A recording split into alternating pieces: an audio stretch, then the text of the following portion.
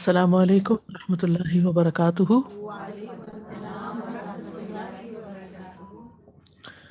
نحمده ونصلي على رسوله الكريم، اما بعد، فاعوذ باللہ من الشیطان الرجیم، بسم اللہ الرحمن الرحیم۔ رب اشرح لي صدری ويسر لي امری واحلل عقدۃ من لسانی یفقہوا قولی۔ حج پروگرام کے سلسلے میں آج ہم مزید کچھ احکامات کے بارے میں پڑھیں گے۔ ارشاد باری تعالیٰ ہے،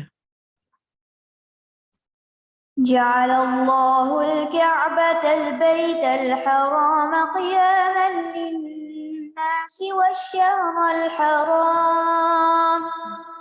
والشهر الحرام والهدي والقلائد ذلك لتعلموا أن الله يعلم ما في السماوات وما في الأرض وَأَنَّ اللَّهَ بِكُلِّ شَيْءٍ عَلِيمٌ۔ اللہ نے کعبہ کو جو حرمت والا گھر ہے لوگوں کے لیے قیام کا ذریعہ بنایا ہے، اور ماہ حرام کو اور قربانی کے جانوروں کو اور پٹے والے جانوروں کو بھی، یہ اس لیے کہ تم جان لو کہ بے شک اللہ جانتا ہے جو کچھ آسمانوں میں ہے اور جو زمین میں ہے، اور بے شک اللہ ہر چیز کو خوب جاننے والا ہے۔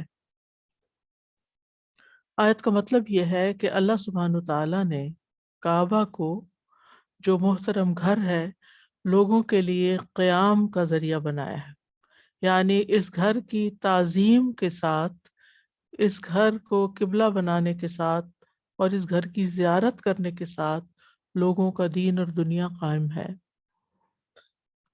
کعبہ کے ساتھ لوگوں کے دین کی تکمیل ہوتی ہے، ان کے بوجھ ہلکے ہوتے ہیں، انہیں بہت سے فوائد حاصل ہوتے ہیں۔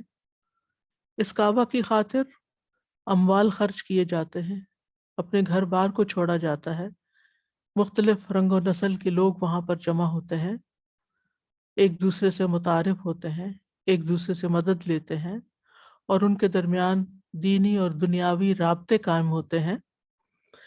تو اللہ تعالیٰ نے اس محترم گھر کو لوگوں کی اجتماعی زندگی کے قیام کا ایک ذریعہ بنا دیا ہے، یعنی لوگوں کو اکٹھا کرنے کا، لوگوں کو ایک مرکز پر جمع کرنے کا ذریعہ بنا دیا ہے۔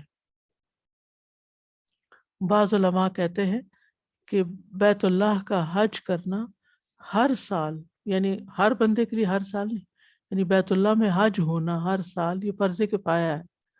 اگر تمام لوگ حج چھوڑ دیں، یعنی حج کریں ہی نہ، تو تمام لوگ گناہگار ہوں گے جو حج کرنے کی قدرت رکھتے ہیں۔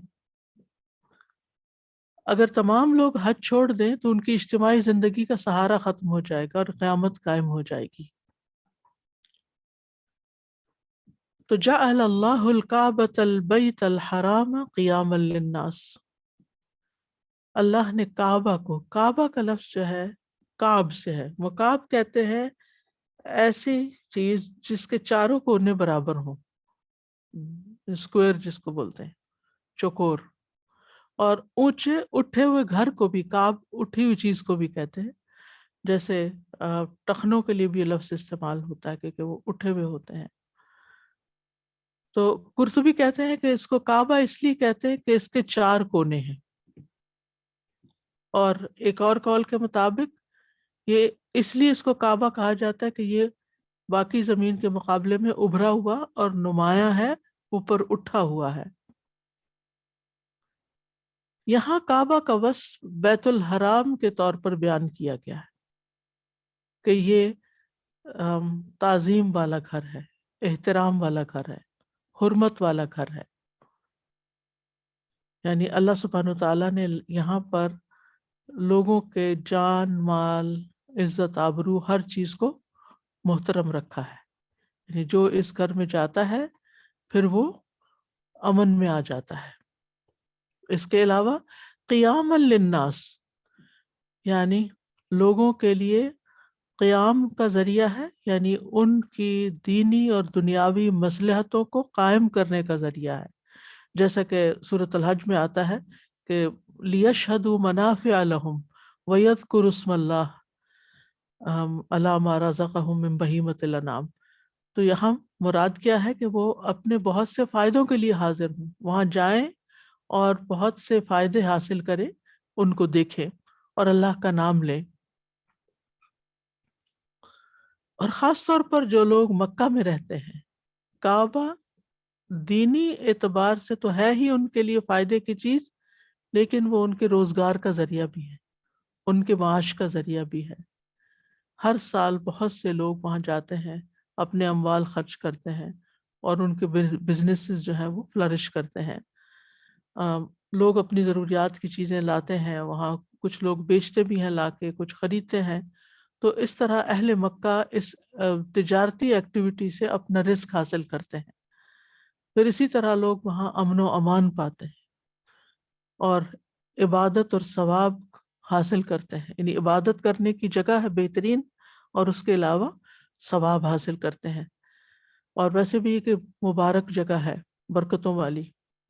اور جب کعبہ نہیں رہے گا تو پھر قیامت قائم ہو جائے گی.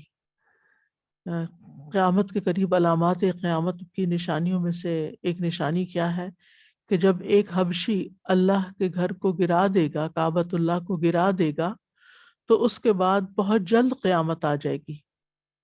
رسول اللہ صلی اللہ علیہ وسلم نے فرمایا کعبہ کو 2 پتلی پنڈیوں والا حبشی گرائے گا، اس کی ایک ایک اینٹ کو الگ کر دے گا، تو اس کے بعد پھر قیامت آ جائے گی. تو کعبہ قائم ہے تو دنیا قائم ہے، کعبہ کو گرا دیا گیا تو دنیا ختم ہو جائے گی. کعبہ کے علاوہ اور کون سی چیز کو اللہ نے قیام کا ذریعہ بنایا؟ والشہر الحرام، حرمت والے مہینوں کو. وہ کون سے مہینے ہیں؟ ذوالقعدہ، ذوالحجہ، محرم اور رجب. کیونکہ ان مہینوں میں لوگوں کو امن و امان حاصل ہوتا ہے. ان مہینوں میں جنگ حرام کر دی گئی ہے، اور جاہلیت کے دور میں بھی ان مہینوں میں کوئی جنگ نہیں کرتا تھا. تو فرمایا قرآن مجید میں فَلَا تَظْلِمُوا فِيهِنَّ أَنفُسَكُمْ، ان مہینوں میں اپنی جان پر ظلم نہ کرو، یعنی جنگ و جدل روک دو. تو جب جنگ و جدل رکتی ہے تو زندگی امن کی وجہ سے پھلنے پھولنے لگتی ہے. قیام للناس ہو گیا. والہدیہ، اور قربانی کے جانوروں کو بھی لوگوں کے فائدے کی چیز بنایا ہے. وہ بھی زندگی قائم کرنے کا ذریعہ، غذا حاصل کرنے کا ذریعہ ہے. یعنی ان کے ذبح کرنے سے فائدہ تو ہوتا ہی ہے، لیکن اس کے علاوہ اور بھی بہت سے فائدے ہیں. ان کا گوشت کھایا جاتا ہے، ان کی ہڈیاں استعمال ہوتی ہیں، ان کی کھالوں کا کاروبار ہوتا ہے، ان سے فائدے اٹھاتے ہیں. تو یہ بھی لوگوں کی معیشت کو قائم کرنے کا، ان کے رزق کمانے کا ایک ذریعہ بھی ہے. اور یاد رکھیے کہ جو قربانی کعبہ کی طرف بھیجی جاتی ہے یا مطلب حج کے دنوں میں کی جاتی ہے وہ ہدی کہلاتی ہے، اور جو عید کے موقع پر کی جاتی ہے وہ اضحیہ کہلاتی ہے، اضاحی، جس سے عید الاضحیٰ ہوتا ہے. حاجی جو ہیں وہ عموماً ہدی کرتے ہیں، یعنی یوم النحر پہ، لیکن اگر وہ چاہیں تو اضحیہ بھی ساتھ کر سکتے ہیں. یعنی حج کی قربانی، حج تمتع کرنے والوں پر تو قربانی لازم ہے، نہیں کر سکتے تو روزے رکھنے ہوں گے. لیکن اگر کوئی صاحب استطاعت حج کی قربانی دینے کے علاوہ اگر وہ عید کی قربانی یعنی عید الاضحیٰ کی جو نسبت سے قربانی کی جاتی ہے وہ بھی کرنا چاہے تو کر سکتا ہے. ہدی تو وہیں ہوگی مکہ میں، لیکن اضحیہ جو ہے، باقی قربانی، وہ چاہے تو مکہ میں کرے اور چاہے تو اپنے گھر پہ کرے. یعنی پیچھے گھر والے بھی کر سکتے ہیں اس کی طرف سے. مکہ سے میری مراد منا اور وہ سارا علاقہ، یعنی حرم کا علاقہ.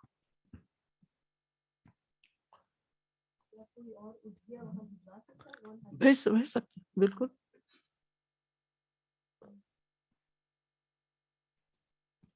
والقلائدہ، قلائدہ کا لفظ قلدہ سے ہے.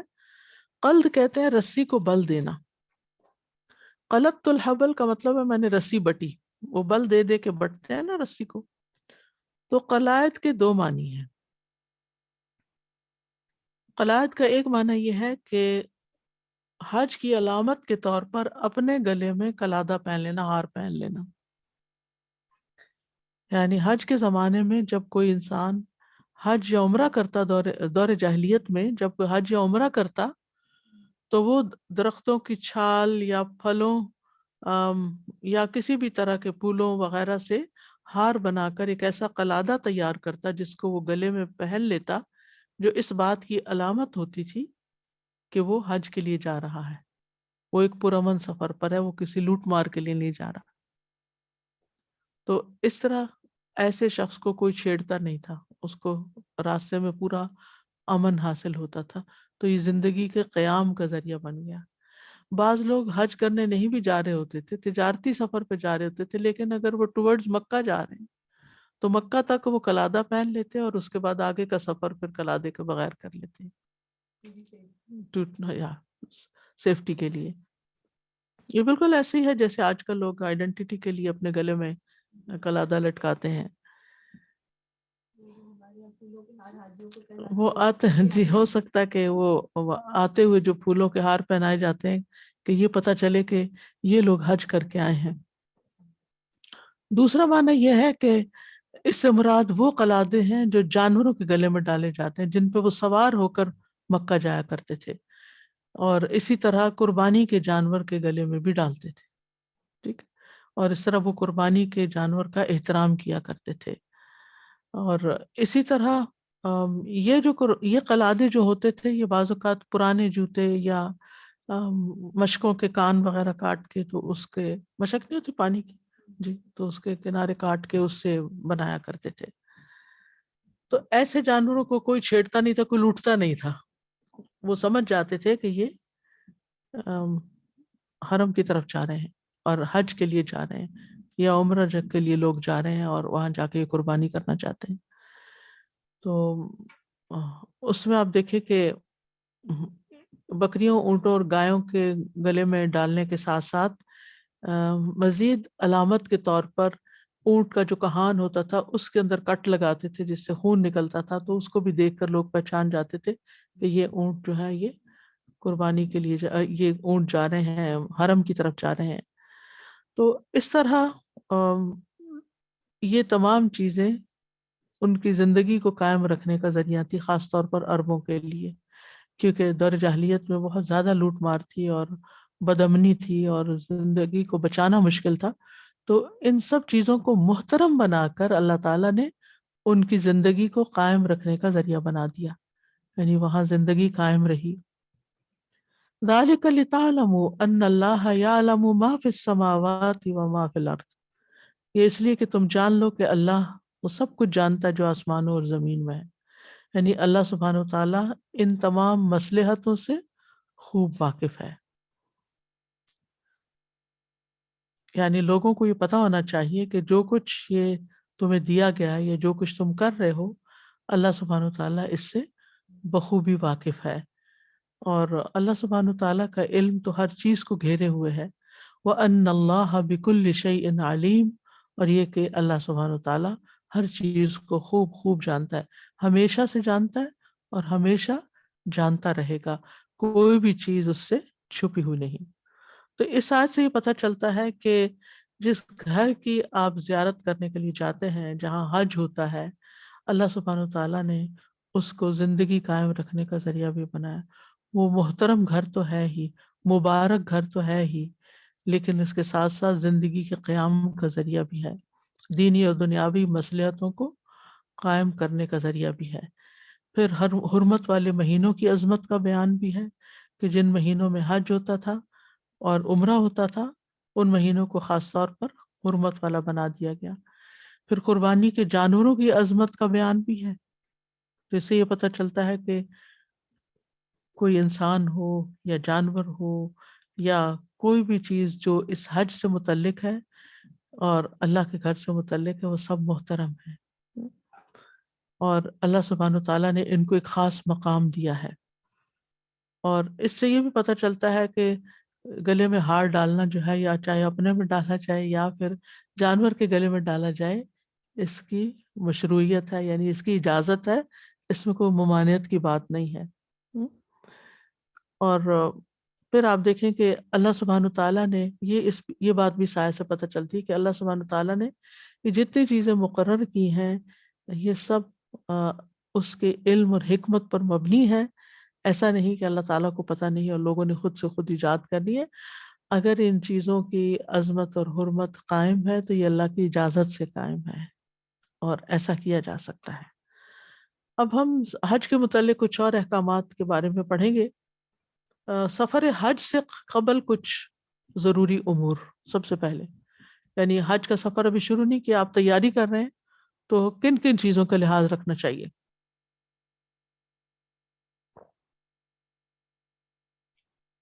سب سے تیاری میں سب سے پہلی چیز تو یہ کہ انسان حج کے بارے میں علم حاصل کرے. یہ کب شروع ہوا، کیوں شروع ہوا، اس کے فرائض کیا ہیں، اس کے واجبات کیا ہیں، سنتیں کیا ہیں، اس کی پابندیاں کیا ہیں، کیا کرنا چاہیے کیا نہیں کرنا چاہیے. تو سب سے پہلی چیز جو اس سلسلے میں انسان کو یاد رکھنی چاہیے کہ یہ گھر ابراہیم علیہ السلام نے بنایا تھا کس چیز کے اعلان کے لیے؟ حج کے اعلان کے لیے. اور حج کا اعلان کس انداز میں کیا جائے؟ لبیک اللہم لبیک لبیک لا شریک لک لبیک. گویا دوسرے لفظوں میں حج کرنے والا سب سے پہلے اپنی توحید کو خالص کرے، اپنی نیت کو درست کرے اور صرف اللہ کے لیے اس عبادت کو بچا لائے. کیونکہ اگر انسان حج بھی کر رہا ہے اور اللہ کے ساتھ دوسروں کو شریک کر رہا ہے، چاہے شرک اکبر ہے یا شرک اصغر، تو یہ بات درست نہیں. ابن قیم توحید کی تعریف بیان کرتے ہوئے کہتے ہیں کہ توحید صرف بندے کے اس اقرار کو نہیں کہتے کہ اللہ کے سوا کوئی خالق نہیں، اور یہ کہ اللہ ہر چیز کا رب اور اس کا بادشاہ ہے، جیسا کہ بتوں کو پوجنے والے اس کا اقرار کرتے ہیں لیکن وہ مشرک ہیں، اللہ کو مانتے ہیں اور اس کے ساتھ بتوں کو بھی مانتے ہیں. بلکہ توحید اللہ کی محبت، اس کے سامنے جھک جانے، اس کے دروازے پر عاجزی اور انکساری کرنے کے ہیں.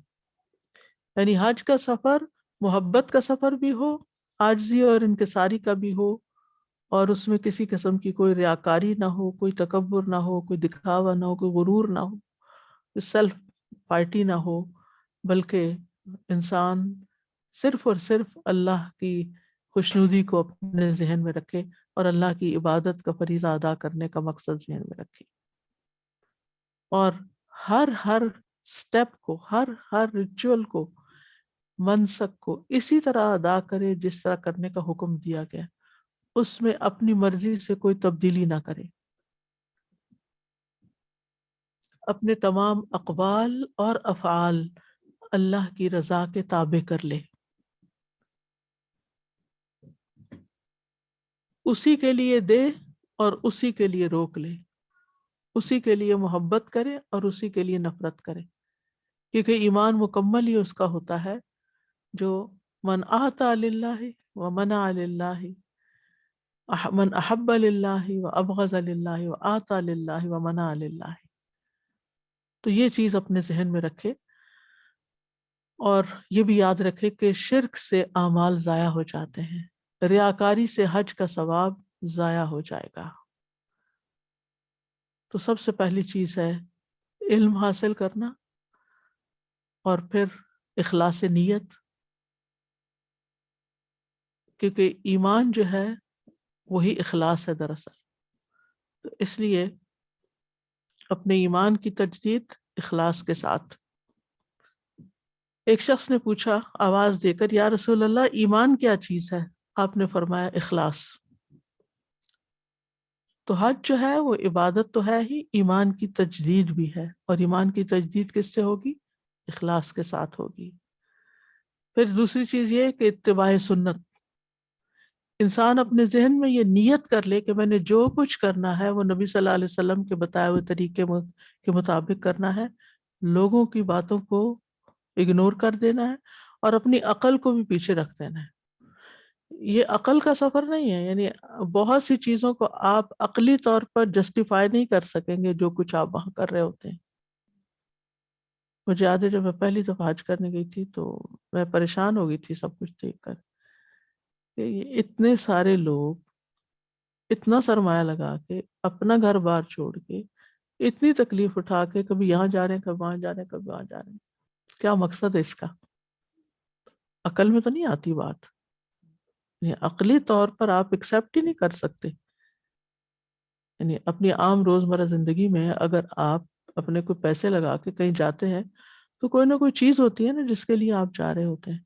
تب آپ عرفات میں جاتے ہیں، میدان ہے، ہاں ٹھیک ہے ایک پہاڑ ہے وہاں، لیکن باقی تو میدان ہی میدان ہے.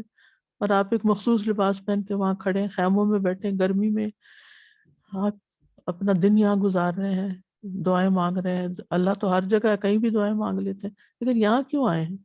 اسی طرح رات آپ نے مینا میں گزارنی ہے، آپ نے زمین پہ سونا ہے، کسی کے پاس بیڈ نہیں ہوتا، کھلے آسمان کے نیچے سوئے، وہاں تو خیمے بھی نہیں ہوتے. یعنی جب مزدلفہ کی رات ہوتی ہے تو عجیب رات ہوتی ہے، آپ زمین کے اوپر آپ لیٹے ہوئے ہیں اور 7 لوگ ہیں، ادھر تھوڑے فاصلے پہ مرد بھی ہیں، عورتیں بھی ہیں، بچے بھی ہیں، گاڑیاں اور بسیں بھی کھڑی ہیں ساتھ ساتھ. تو مطلب یہاں آنے کا مقصد کیا ہے؟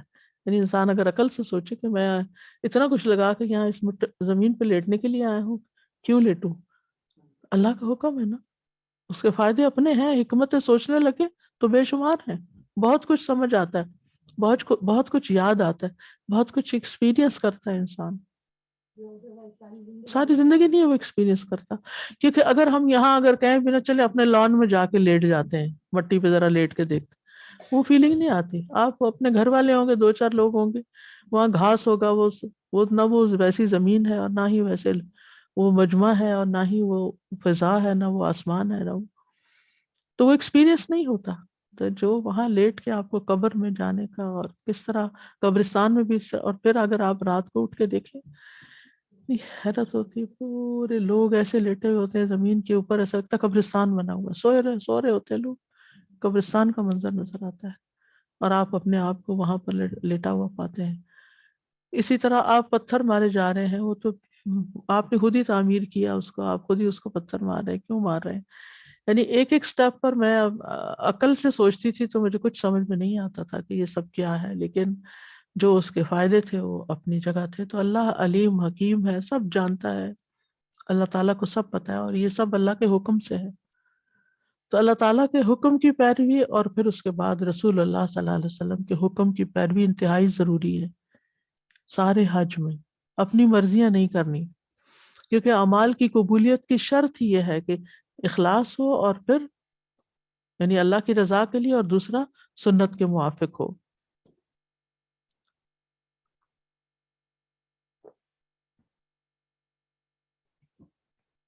اور یہ سبق انسان یاد رکھے، قل ان صلاتی و نسکی و محیای و مماتی للہ رب العالمین.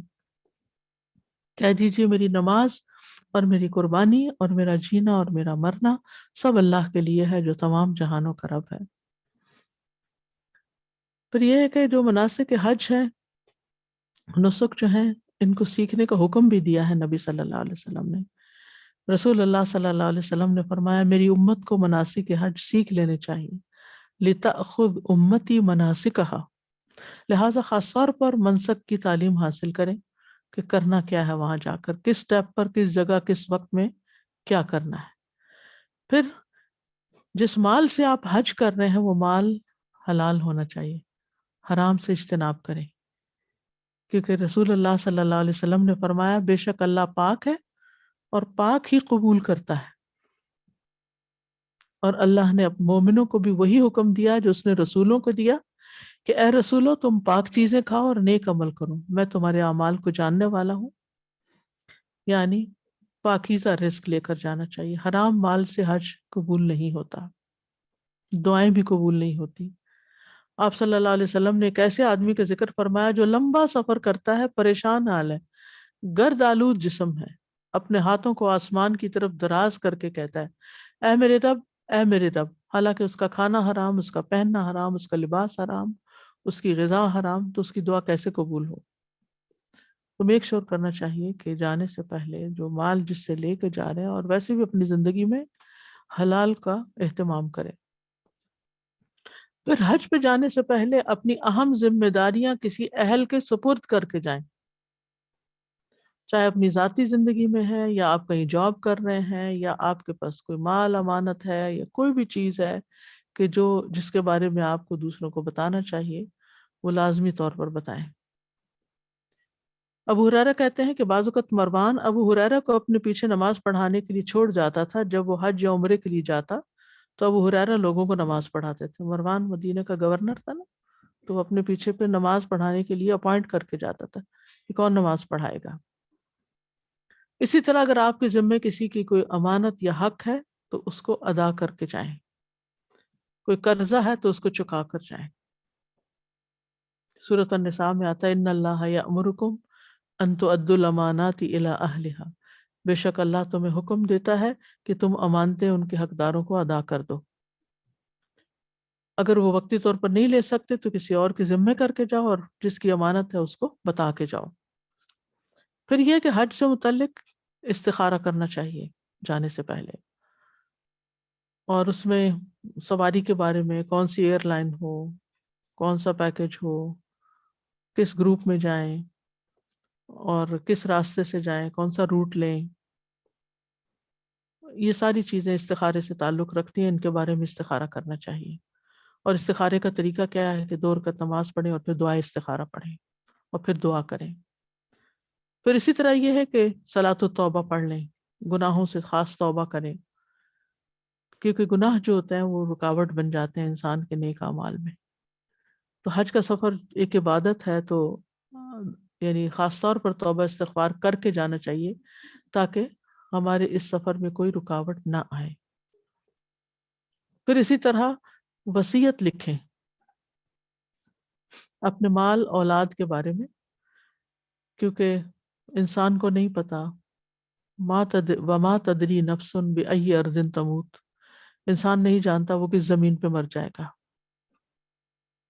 ہمیں نہیں پتا کہ ہم جا رہے ہیں تو واپس آئیں گے یا نہیں، لہٰذا اپنے مال اسباب اور اپنی ضروری چیزوں کے بارے میں وصیت پیچھے والوں کو لکھ کر دینی چاہیے۔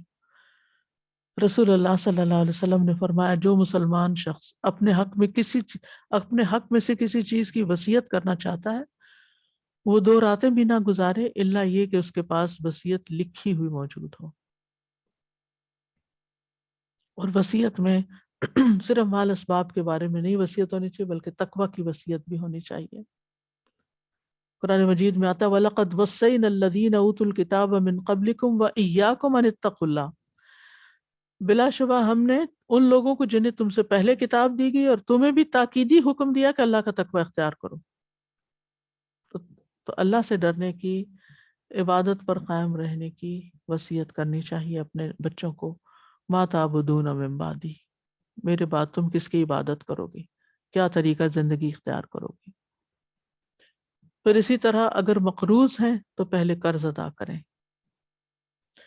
نبی صلی اللہ علیہ وسلم نے فرمایا، مسند احمد کی روایت ہے، مومن کی جان اس وقت تک لٹکتی رہتی ہے جب تک اس پر قرض موجود ہو۔ اور ایک اور روایت میں آتا ہے صحیح مسلم کی کہ شہید سے سوائے قرض کے سب گناہ بخش دیے جاتے ہیں۔ تو اس لیے قرض کی ادائیگی کا اہتمام ضروری ہے۔ اگر کسی وجہ سے فوری طور پر ادا نہیں کر سکے، جلدی تھی یا کوئی مجبوری تھی، تو کسی کے ذمے لگا کے جائے، بچے کے ذمے، اپنے بچے کے ذمے یا بہن بھائی کے ذمے کہ فلاں کا مجھ پر قرض ہے، تم اگر مجھے کچھ ہو جاتا ہے تو یہ قرض ادا کر دینا۔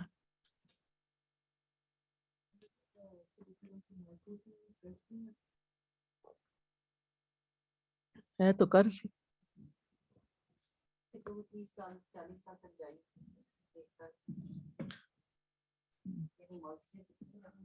ہاں تو پھر اس کا سسٹم الگ سے اسٹڈی کرنے کی ضرورت ہے۔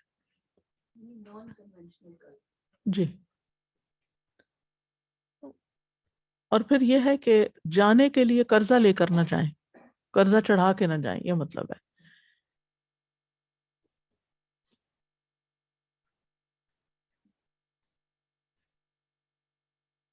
نبی صلی اللہ علیہ وسلم کے صحابی عبداللہ بن ابی اوفا سے سوال کیا گیا کہ ایک شخص نے حج نہیں کیا، کیا وہ حج کے لیے قرض لے سکتا ہے؟ انہوں نے کہا نہیں، یعنی یہ فریضہ اس کے اوپر ہے جس کی استطاعت ہو۔ پھر آپ دیکھیے کہ سفر کے لیے سواری تیار کرنا، پہلے زمانے میں تو اونٹنیاں تیار کی جاتی تھی، پہلے سے ہی ان کو کھلایا پلایا جاتا تھا اور اہتمام کیا جاتا تھا تاکہ وہ دور کا سفر طے کر سکیں.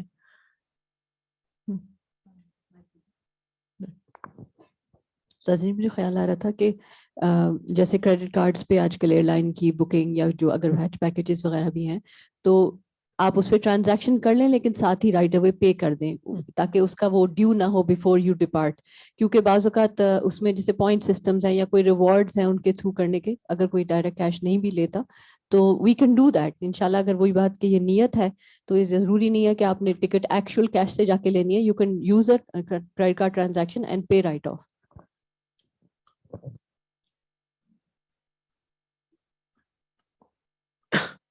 تو سفر کے لیے سواری کی تیاری. عمر رضی اللہ عنہ کہتے ہیں حج کے لیے پالانے باندھو کیونکہ یہ 2 جہادوں میں سے ایک جہاد ہے. یعنی حج کو بھی جہاد کا درجہ دیا گیا ہے. اور پھر آپ دیکھیں کہ ان سواریوں کی فکر کرنا اور اس کے بارے میں خوب دیکھ بھال کر لینا کہ یہ سفر کے قابل ہیں یا نہیں. پھر زاد راہ اختیار کرنا، ضروری سامان سفر لے کر جانا، لیکن سامان مختصر لے کے جانا کیونکہ خود ہی اٹھانا ہوتا ہے اور پھر کوئی اور آپ کو ایسا نہیں ملتا کیونکہ ہر ایک نے اپنا اٹھانا ہے تو وہ پھر آپ کا تھوڑی ساتھ اٹھا سکتا ہے. تو اس لیے اتنا ہی اٹھا کے لے جائیں جو آپ خود اٹھا سکتے ہو. خصوصاً ہینڈ بیگز وغیرہ یا جو ہینڈ لگیج ہے اس میں بھی احتیاط کرنی چاہیے. اور پھر یہ ہے کہ سامان میں ضرورت کا سامان تو ہو لیکن اتنا کم بھی نہ ہو کہ آپ ہر چیز دوسروں سے مانگنا شروع کر دیں. پھر اپنی دوائیاں وغیرہ اگر آپ کچھ لیتے ہیں تو ان کو بھی آپ رکھ لیں. اور اسی طرح اگر کوئی مخصوص قسم کی غذا آپ کو چاہیے تو اپنی مرضی سے وہ بھی لے جا سکتے ہیں. انس رضی اللہ عنہ نے ایک اونٹ پر حج کیا اور آپ بخیل نہیں تھے، یعنی ایک ہی اونٹ پر اپنا سامان بھی رکھا اور حج خود بھی بیٹھے. کتنا سا ہوتا ہے اونٹ اگر آپ دیکھیں. اور انس رضی اللہ عنہ کہتے ہیں کہ رسول اللہ صلی اللہ علیہ وسلم نے بھی ایک اونٹ پر حج کیا اور یہ اونٹ آپ کا سامان اٹھانے والا تھا، یعنی سامان اور آپ اسی پر تھے. تو سواری اور سامان میں سادگی ہونی چاہیے. پھر اسی طرح لباس اور کھانے میں بھی سادگی. ایک شخص نے رسول اللہ صلی اللہ علیہ وسلم سے سوال کیا کہ حاجی کی کیفیت کیا ہے، حاجی کیسا ہوتا ہے؟ آپ نے فرمایا پراگندہ بالوں والا اور غبار آلود کپڑوں والا.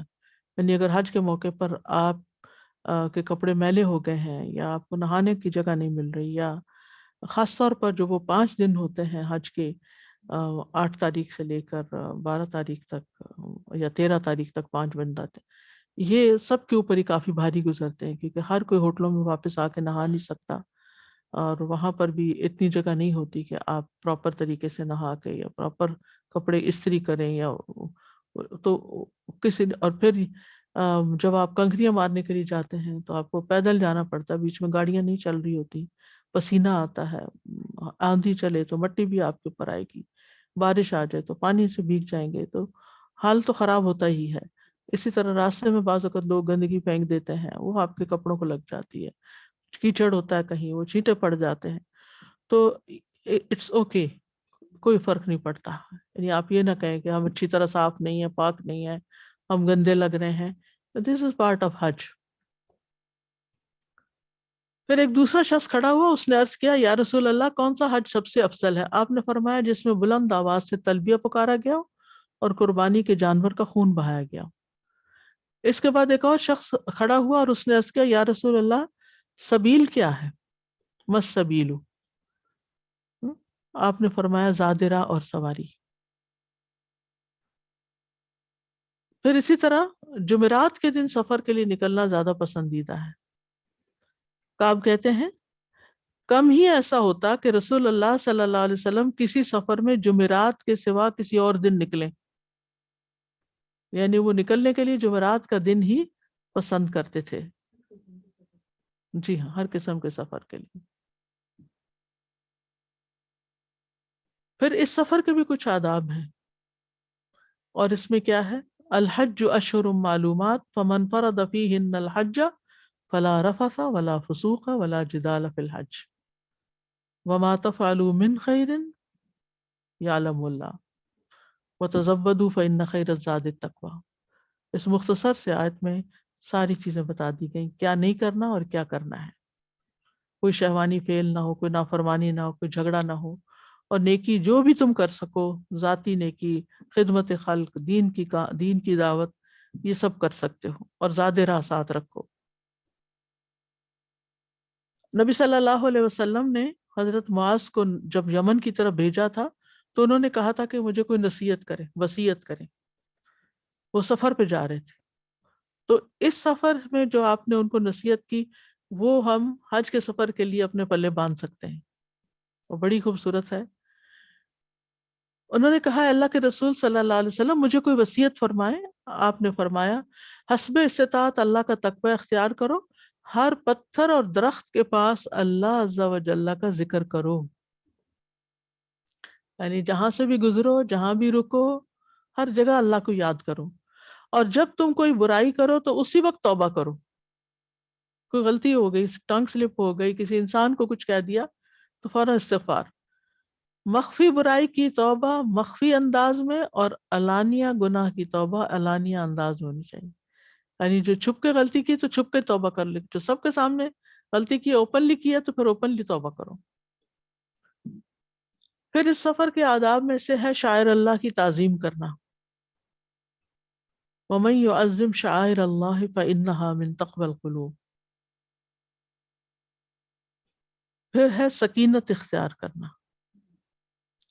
یعنی کام ڈاؤن، سلو ڈاؤن. ٹھیک ہے، جلد بازی نہیں کرنی چاہیے، پینک نہیں ہو جانا چاہیے. مثلا آپ کا سامان نہیں آ رہا، دیر سے آتا ہے بعض اوقات، تو اب آپ پینک ہو جائے، آپ گمان کرنے لگے، لگتا ہے گم ہو گیا ہے، وہ چڑھا ہی نہیں، پتہ نہیں کو کسی اور لائن پہ چلا گیا ہوگا، پتہ نہیں ملے گا ہی نہیں، تو میں کروں گی کیا. اور کبھی اس سے بات کر رہے ہیں، کبھی اس سے بات کر رہے ہیں، اور اتنے میں دیکھتے ہیں کہ سامان آیا پڑا ہے. تو یہ جو انتظار کا وقت ہوتا ہے بعض اوقات ایک ایک گھنٹہ لگ جاتا ہے. اور یہ صرف وہاں نہیں لگتا، یہاں بھی لگتا ہے. وہ مجھے کوئی بتا رہا تھا ریسنٹلی، وہ ڈیلس سے واپس آئے تو سامان آنے میں میرا خیال ہے شاید 2 گھنٹے ان کے لگ گئے. وہ کوئی وجہ ہوتی ہے، بعض اوقات کارٹس اویلیبل نہیں ہوتے جس کے ذریعے، اور بہت ساری فلائٹیں آئی ہوئی ہوتی ہیں تو دیر ہو سکتی، جگہ خالی نہیں ہوتی جہاں پر سامان آتا ہے.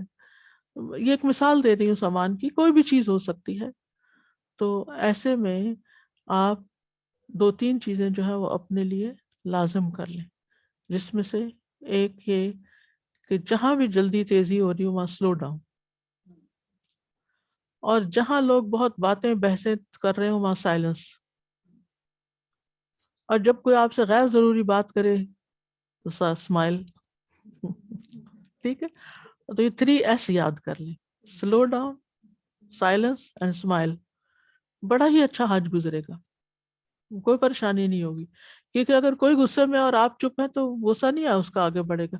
جب آپ بولتے ہیں نا تو آپ جلتی پہ تیل ڈالتے ہیں، جس سے اور زیادہ بھڑک اٹھتا ہے معاملہ. گھروں میں بھی جو لڑائیاں ہوتی ہیں عام طور پر اس کی وجہ یہ ہوتی ہے، مثلا ہسبینڈ وائف کے بیچ میں کوئی ڈفرینس ہوا، کوئی ڈفرینس آف اوپینین ہوا، کوئی بات پسند نہیں آئی، تو دوسرے شخص نے کوئی ایسے چنک کے جواب دیا، زور سے جواب دیا، تو پہلا شخص اس سے بھی اونچا ہو گیا، اور پھر برتن بھی کھٹکنے لگے اور دروازے بھی بجنے لگے اور بہت کچھ فساد ہنگامہ ہو گیا. تو اس لیے بہتر یہی ہے کہ انسان ناگوار باتوں پر خاموشی اختیار کر لے.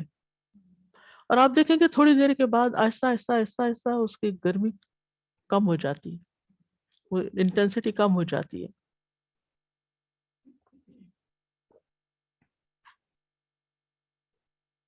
تو ہر جگہ آپ نے سکون کو مینٹین رکھنا ہے، چلنے میں آہستگی، کیونکہ آپ دھکا نہیں دیں گے اگر آپ آہستہ چل رہے ہیں. کیونکہ بہت سے لوگ دھکا دے دیتے ہیں، پش کرتے ہیں، اس سے دوسروں کو تکلیف پہنچتی ہے. تو آپ نے ولا فسوق ولا جدال فی الحج کرنا ہی نہیں. تو ایسی صورت میں پھر آپ خود سلو ہوں گے. اگر آپ کے طواف کو 2 کی بجائے 3 گھنٹے لگ گئے تو کیا ہوگا؟ 2 کی بجائے 3 گھنٹے کا ثواب ہے. اگر آپ کو چھوٹے راؤنڈ کی بجائے بڑا راؤنڈ ملا، نیچے جگہ نہیں ملی، وہ کہتے ہیں اوپر جاؤ، اوپر چلے گئے، تو لڑائی کرنے کی کیا ضرورت ہے ان سے جو وہاں شرطا کھڑے ہوتے ہیں، پولیس والے کھڑے ہوتے ہیں. کچھ لوگ ان سے ایسی ایسی لڑائی کرتے ہیں اور پھر زبردستی اندر جانے کی کوشش کرتے ہیں. آپ کہیں کہ مجھے موقع مل گیا زیادہ قدم اٹھانے کا، مثلاً آپ ویل چیئر پہ ہیں اور وہ تیز نہیں چلا رہا تھا، خوش ہو زیادہ وقت مل گیا دعائیں کرنے کا. آپ اسکوٹی پہ بیٹھے ہوئے وہ تیز نہیں چل رہی، خوش ہو کہ آہستہ آہستہ کریں گے، انجوائے کریں گے، دعائیں مانگیں گے، ذکر کریں گے. پینک کیوں ہو رہے ہیں ہر تھوڑی دیر کے بعد؟ یہ سلو ہے، یہ سلو ہے، یہ دھکا ہے، دیکھو فلاں کیا کر رہا ہے. آپ عبادت کے لیے آئے، آپ کا تقویٰ کہاں ہے؟ آپ اللہ کی طرف رجوع کریں، نہ کہ صرف چیزوں کو دیکھتے رہیں، لوگوں کو دیکھتے رہیں، تبصرے کرتے رہیں.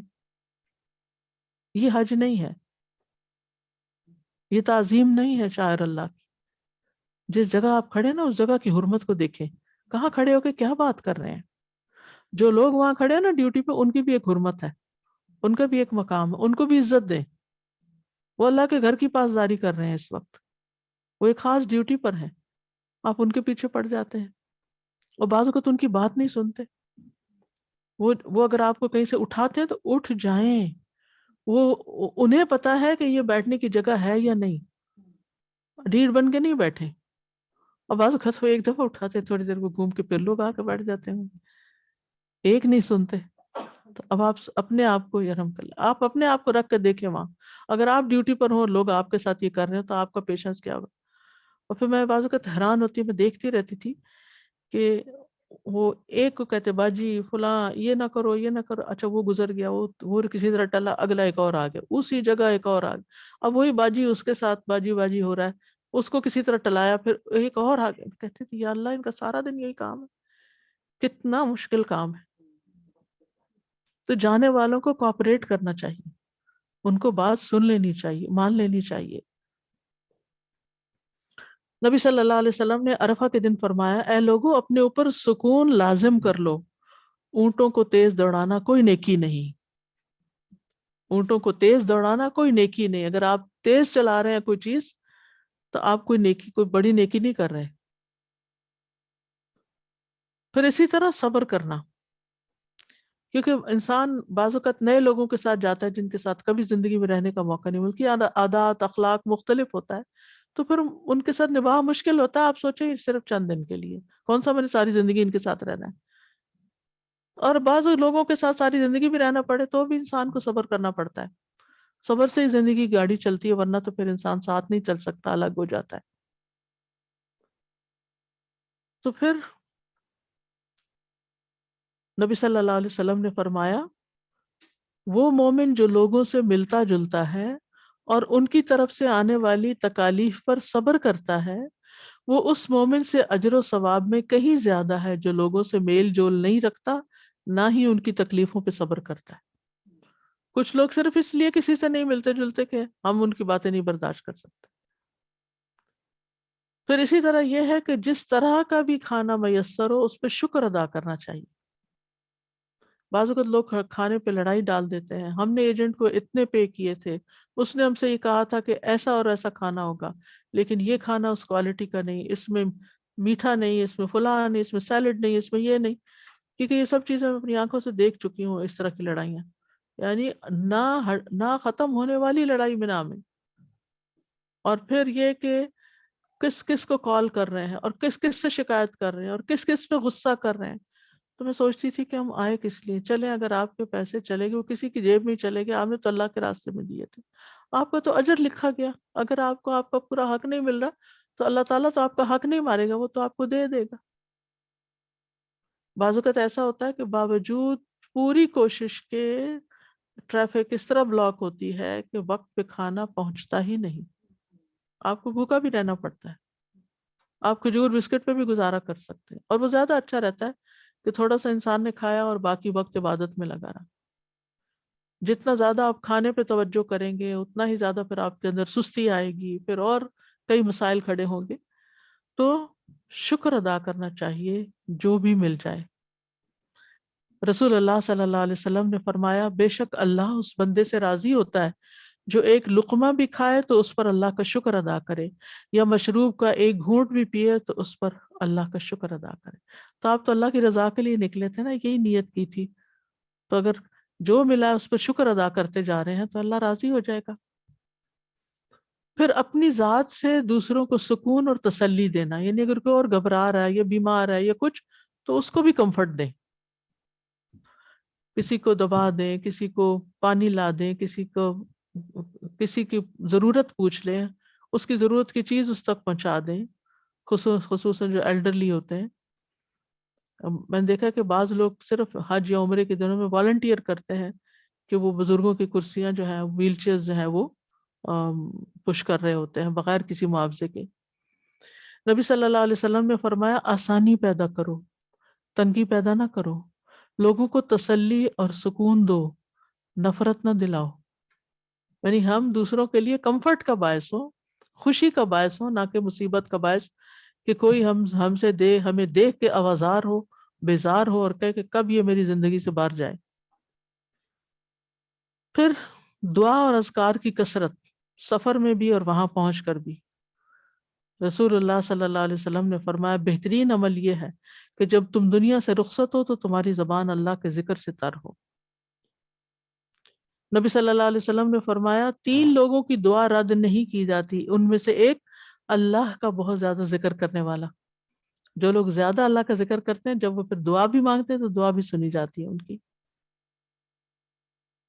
اسی طرح مسافر کی دعا قبول ہوتی ہے۔ تو آپ جہاز میں بیٹھے ہوئے ہیں، اب آپ ہر وقت یہ نہ دیکھیں کتنے گھنٹے رہ گئے ہیں، اور وہ میپ پہ آ رہا ہوتا ہے کہ کہاں تک سفر ہوا، آدھا ہوا ہے کہ کوارٹر ہوا ہے، کتنا باقی، کتنے گھنٹے رہ گئے، کبھی ایئر ہوسٹس سے پوچھ رہے ہیں، کبھی کسی سے۔ تو اس کی بجائے آپ سکون کے ساتھ اپنی ایپ کھولیں، دعاؤں کی ایپ کھولیں اور اس میں سے دعائیں پڑھیں، یا اپنے دل سے دعائیں پڑھیں، جو آپ کی ضروریات ہیں وہ مانگیں، یا اللہ تعالیٰ کا ذکر کریں، یا قرآن کی تلاوت کریں، یا نوافل پڑھیں۔ ابھی رمضان میں جب مجھے عمرے پہ جانے کا اتفاق ہوا، تو یہاں سے جب جہاز چلا تو تھوڑی دیر کے بعد رات ہو گئی، تو مجھے یہ تھا کہ ویسے تو ہم تراویح میں اپنا سپارہ پڑھ لیتے تھے، اور میں سکون کے ساتھ اپنا پورا جو جتنا روز پڑھا جاتا تھا اتنا نوافل میں پڑھ لیا، بیٹھے بیٹھے اپنی کرسی پر بھی نفل پڑھے۔ اور اب تو موبائل سے قرآن پڑھنے کی بہت سہولت ہو گئی، اور وہ آرام آرام سے پڑھیں، انجوائے کر کے پڑھیں۔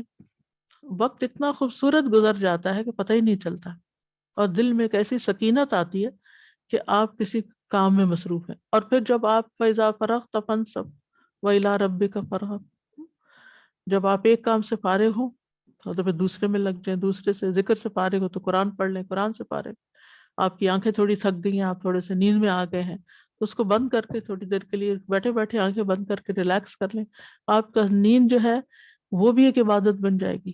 یعنی سفر کو بھی پروڈکٹیو بنائیں، یعنی صرف ایک بیزاری کے عالم میں اور تھکاوٹ اور اس میں نہیں گزاریں، بلکہ پہلے سے پلان کر کے جائیں کہ میں نے راستے میں کیا کیا کرنا ہے۔ اور اگر آپ دیکھ کے کچھ پڑھ نہیں پا رہے، یا دیکھ کے آپ دعائیں نہیں پڑھ رہے، کیونکہ میں اس لیے دیکھ کے پڑھنے کی کہہ رہی ہوں، کرنے کی کہہ رہی ہوں کہ سب یاد نہیں ہوتی زبانی، تو پھر آپ تسبیح کرتے رہیں، تسبیح کریں، درود شریف پڑھیں، استغفار پڑھیں، یا حیو یا قیوم کی تسبیح کر لیں، یا ذل جلال والاکرام جس کی کثرت کرنے کو کہا گیا ہے، پھر لا حول ولا قوت الا باللہ، لا الہ الا اللہ وحدہ لا شریک لہ، اور پھر آیت کریمہ پڑھیں، لا الہ الا انت سبحانک انی کنت من الظالمین، پھر سبحان اللہ والحمد للہ ولا الہ الا اللہ واللہ اکبر ولا حول ولا قوت الا باللہ۔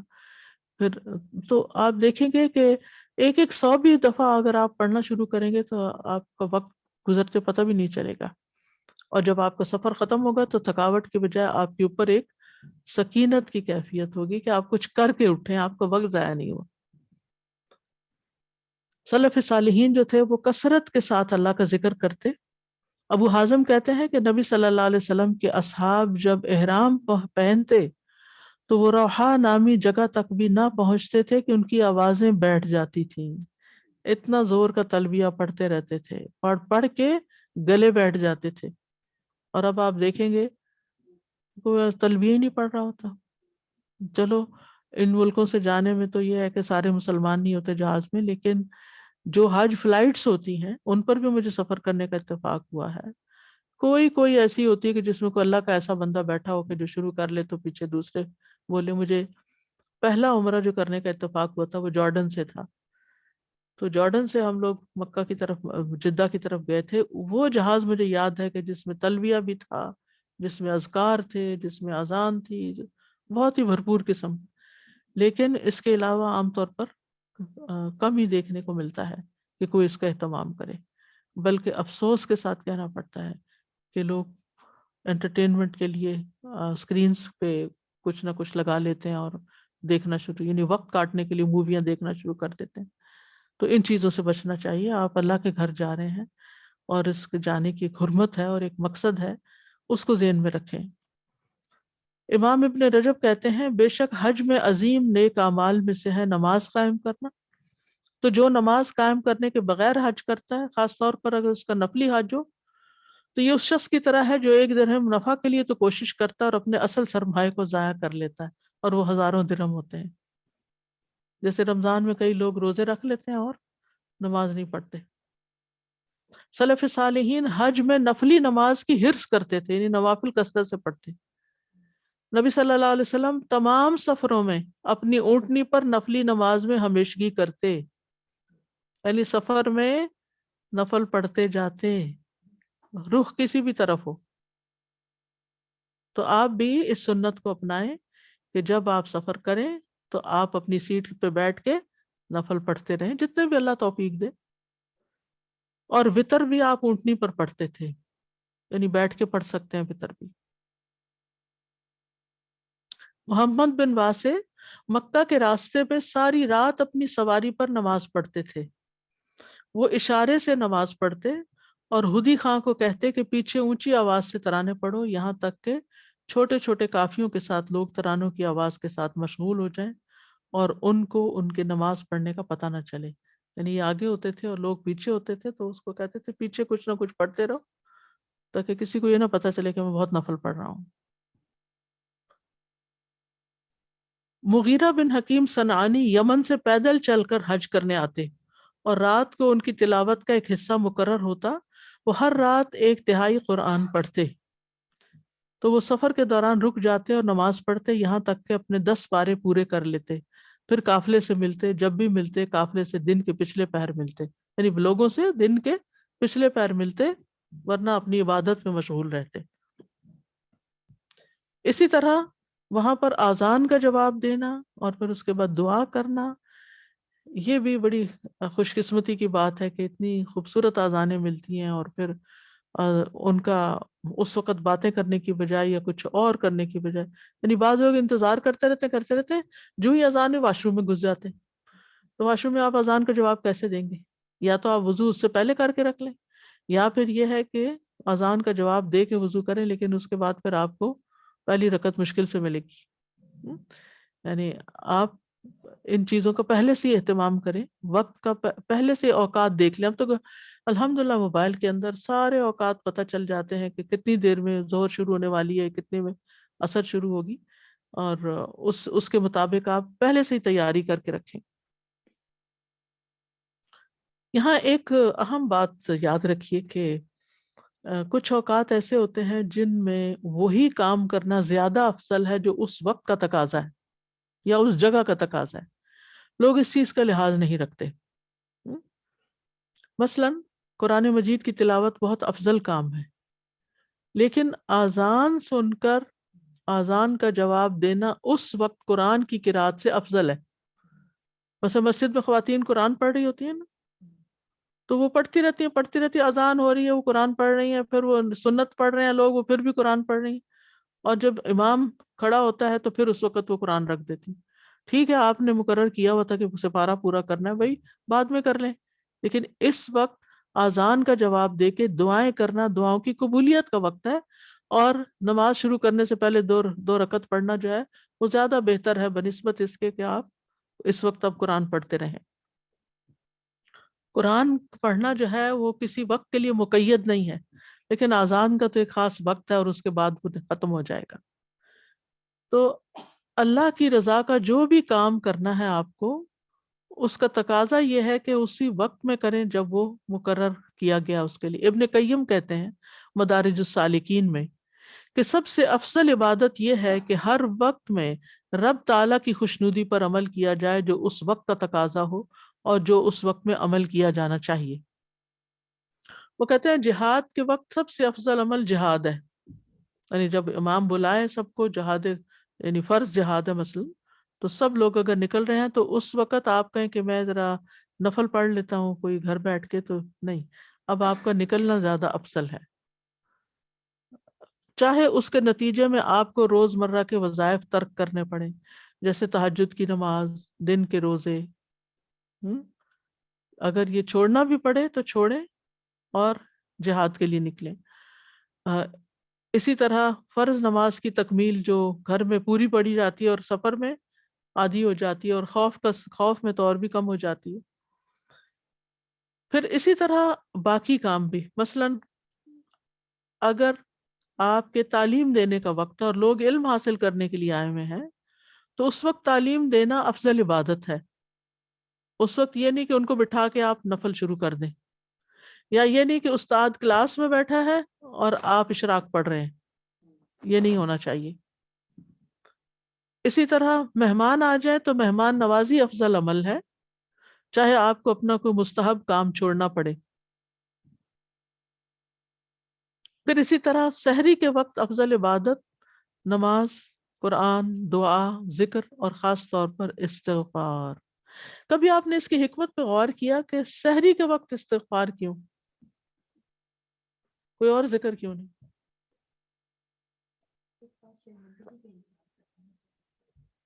بات یہ ہے کہ جو لوگ تہجد کے لیے اٹھتے ہیں نا، شیطان ان کے پیچھے لگ جاتا ہے اور ان کو بار بار احساس دلاتا ہے تم دوسروں سے زیادہ نیک ہو، خاص طور پہ اگر گھر میں کوئی اور نہیں اٹھا ہوا نا اور آپ اٹھے ہوئے ہیں، تو آپ کو ضرور خیال آئے گا کہ میں ان سے اچھا ہوں کہ میں تہجد پڑھ رہا ہوں اور یہ ان کو تو پڑھنے کا خیال ہی نہیں ہے۔ تو اس وقت کیا کریں؟ استغفار، کیونکہ یہ ایک شیطانی خیال ہوتا ہے، انا خیر منہ، آپ کو نہیں پتا کہ وہ کسی اور کام میں آپ سے کتنے اچھے ہوں، یا اس وقت کی ان کی نیند اگر ضروری ہے تو انہوں نے اٹھ کے اور کون سا کام کرنا ہے۔ تو نفل پڑھنے کی اگر آپ کو اس وقت موقع ملا ہوا ہے تو بھی سب سے افضل وقت استغفار کا سحری کا وقت ہے۔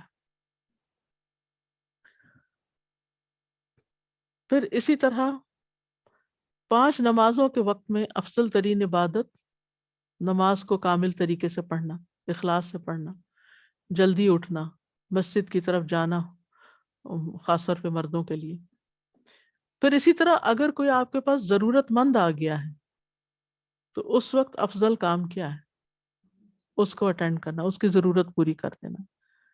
کوئی سوال لے کر آ گیا ہے، کوئی علمی سوال لے آیا ہے کہ آپ ذرا یہ سن لیں، یا کوئی اپنا مسئلہ بیان کرنے کے لیے آیا ہے، تو اب آپ یہ نہیں کہہ سکتے کہ میں اس وقت ذرا قرآن پڑھ لوں یا ذکر کر رہی ہوں، آپ بیٹھے ذرا میں ذکر کر لوں، نہیں، آپ پہلے اس کو اٹینڈ کریں، ذکر بعد میں کریں۔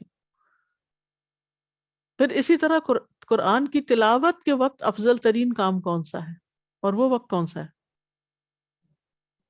ان قرآن الفجر کان مشہودا، فجر کا وقت، صبح کا وقت۔ لیکن اگر اس وقت آپ کسی وجہ سے نہیں پڑھ سکتے، مثلا راتیں چھوٹی ہیں اور آپ کو جلدی آرام کرنا ہوتا ہے کیونکہ آپ کو کام پہ جانا ہے، تو پھر آفٹر عصر بھی آپ پڑھ سکتے ہیں۔ تو جب آپ پڑھیں تو اس وقت افضل چیز قرآن میں دل جمعی کرنا، تدبر اور فہم حاصل کرنا، یا اس کی تلاوت اچھے طریقے سے کرنا۔ عرفہ کے دن عرفات کے میدان میں سب سے افضل عمل کیا ہے؟ وقوف عرفات، ٹھیک ہے، یعنی عبادت، سب سے افضل عبادت اللہ سے عاجزی کرنا، گڑ گڑا کے دعائیں کرنا، ذکر میں محنت کرنا۔ اس دن روزہ رکھنا افضل عبادت نہیں ہے تاکہ آپ کمزور نہ ہو جائیں، جو کام آپ نے اس دن کرنا ہے وہ پوری طرح کر سکے۔ ذوالحجہ کے 10 دنوں میں افضل ترین عبادت کون سی ہے؟ تکبیرات پڑھنا، لا الہ الا اللہ پڑھنا، حمد کے کلمات پڑھنا، اور یہ اس جہاد سے افضل ہے جو جہاد فرض عین نہ ہو۔ رمضان کے آخری عشرے کی افضل ترین عبادت کون سی ہے؟ قیام اللیل، ٹھیک ہے، من قام لیلۃ القدر ایمانا و احتسابا۔ اسی طرح اعتکاف، ٹھیک ہے، اعتکاف، اور اگر اعتکاف پورا نہیں بھی کر سکتے تو خلوت اختیار کرنا، لوگوں سے کم ملنا، اور اس وقت قرآن کی قرات، قرآن کے ساتھ شغف لوگوں کو کوئی اور سبجیکٹ پڑھانے سے زیادہ افضل ہے۔ کہ آپ ان کو میتھمیٹکس پڑھا رہے ہیں یا کچھ اور کر رہے ہیں، تو وہ 10 دن سب کچھ روک کے اگر قرآن پڑھانا ہے تو پڑھائیں، لیکن اس کے علاوہ باقی علوم کو پیچھے کر دیں۔ امام مالک جو تھے اپنی حدیث کی مجلس ختم کر دیتے تھے رمضان میں، قرآن کے اوپر فوکس کرتے تھے۔ اسی طرح کوئی بیمار ہو جائے تو افضل عبادت کیا ہے؟ اس کو اٹینڈ کرنا، اس کی تیمارداری کا۔ کوئی فوت ہو جائے تو اس کا جنازہ پڑھنا یا اس کے لیے استغفار پڑھنا۔ تکلیف کے وقت افضل عبادت کیا ہے؟ کیا کرنا چاہیے؟ صبر کرنا چاہیے۔ تو کہنے کا مطلب یہ کہ ہر وقت اور ہر حالت میں وہ کام کرے جس سے اللہ کی رضا حاصل ہو، جو اس وقت، اس کو کہتے ہیں پرائرٹائز کرنا، یعنی پرائرٹائز کرنا آنا چاہیے آپ کو۔ پھر حج کے سفر میں خاص طور پر زبان کی حفاظت، کوئی ایسی بات منہ سے نہ نکلے ناشکری کی یا کسی کی ناراضگی کی جو اللہ تعالیٰ کو ناراض کرے، اور زیادہ تر خاموشی۔ نبی صلی اللہ علیہ وسلم نے فرمایا تم حسن خلق اور طویل خاموشی کو لازم پکڑ لو۔ خاموشی اس لیے بھی ضروری ہے کہ کچھ اور لوگ کوئی تلاوت کر رہا ہوتا ہے، کوئی ذکر کر رہا ہوتا ہے، اور آپ باتیں کر رہے ہیں اور اپنی باتوں سے دوسروں کو ڈسٹرب کر رہے ہیں، یا کوئی آرام کر رہا ہوتا ہے، ایک کمرے میں کئی لوگ ہوتے ہیں، تو اس وقت اگر آپ تلاوت بھی کریں تو اپنے یعنی کہ خاموشی کے بغیر وہ آواز نکالے کریں۔ پھر نظروں کی حفاظت، 3 لوگوں کی آنکھیں ملاقات کے دن آگ کو نہیں دیکھیں گی، ان میں سے ایک وہ آنکھ ہے جس نے اللہ کے حرام کردہ امور سے نظروں کی حفاظت کی، یعنی اپنی نگاہیں جھکا کے طواف اور باقی چیزوں کو کریں، اپنے کام سے کام رکھیں۔ مردوں کو دیکھنا تو ویسے ہی منع ہے، لیکن خواہ مخواہ میں بھی کسی کوئی کیا کر رہا ہے کیا نہیں کر رہا، اور پھر اپنا کام چھوڑ کے اس کے پیچھے لگ جانا، خاص طور پر طواف میں، ان سب چیزوں سے پرہیز کرنا چاہیے، اور خصوص بیکار چیزوں سے اپنے آپ کو بچائیں، لغو سے بچائیں، سیلفیز بنانا اور اسی طرح اس وقت ٹیکسٹنگ کرنا۔ پھر جو آپ کا امیر ہو اس کی اطاعت کریں، جو آپ کا گروپ لیڈر ہو اس کی بات مانیں۔ لڑائی جھگڑے سے بچیں، اور اگر کوئی اور لڑائی کر رہا ہو تو ایک طرف ہو جائیں، اس میں شریک نہ ہو۔ لوگوں کے ساتھ اچھے اخلاق سے پیش آئیں۔ نبی صلی اللہ علیہ وسلم نے فرمایا تم جہاں کہیں بھی ہو اللہ سے ڈرو، برائی کے بعد بھلائی کر لو، وہ اسے مٹا دے گی، اور لوگوں سے اچھے اخلاق سے پیش آؤ۔ لوگوں کو خیر دینا اور اپنے شر سے بچانا۔ نبی صلی اللہ علیہ وسلم نے فرمایا تم میں سب سے بہتر وہ ہے جس سے خیر کی امید ہو اور اس کے شر سے امن ہو، اور سب سے بدتر وہ ہے جس سے اس کی خیر کی توقع نہ ہو اور اس کے شر سے امن نہ ہو۔ پھر امر بالمعروف اور نہی عن المنکر کرنا، پھر اللہ کی راہ میں کثرت سے خرچ کرنا۔ ابن عمر سے روایت ہے کہ رسول اللہ صلی اللہ علیہ وسلم نے فرمایا بے شک اللہ اپنے بندوں کو نفع پہنچانے کے لیے کچھ لوگوں کو بطور خاص نعمتیں عطا کرتا ہے، یعنی کچھ لوگوں کو نعمتیں عطا کر دیتا ہے، مال دے دیتا ہے یا کچھ سکلز دے دیتا ہے یا علم دے دیتا ہے، تاکہ وہ ان نعمتوں کے ساتھ اوروں کو فائدہ پہنچائیں۔ اگر وہ خرچ کرتے رہیں تو وہ انعامات برقرار رہتے ہیں، یعنی اگر وہ لوگوں کو دیتے رہیں، فائدہ پہنچاتے رہیں، تو اللہ تعالیٰ ان کو اور دیتا رہے گا، اور اگر وہ رک جائیں تو ان سے سلب کر کے دوسروں کو عطا کر دیتا ہے، یعنی وہ نعمتیں پھر ان کے پاس نہیں رہتی۔ مثلا اگر آپ اپنی کسی سکل، کسی مہارت کو کسی کے ساتھ شیئر نہیں کرتے تو کیا ہوتا ہے، آپ خود بھی بھولنے لگتے ہیں، لیکن جب آپ فائدہ پہنچاتے تو آپ کو چیزیں یاد رہتی ہیں، آپ اس میں ایکٹیو رہتے ہیں، آپ کا مائنڈ بھی ایکٹیو رہتا ہے، آپ خود بھی انجوائے کرتے ہیں۔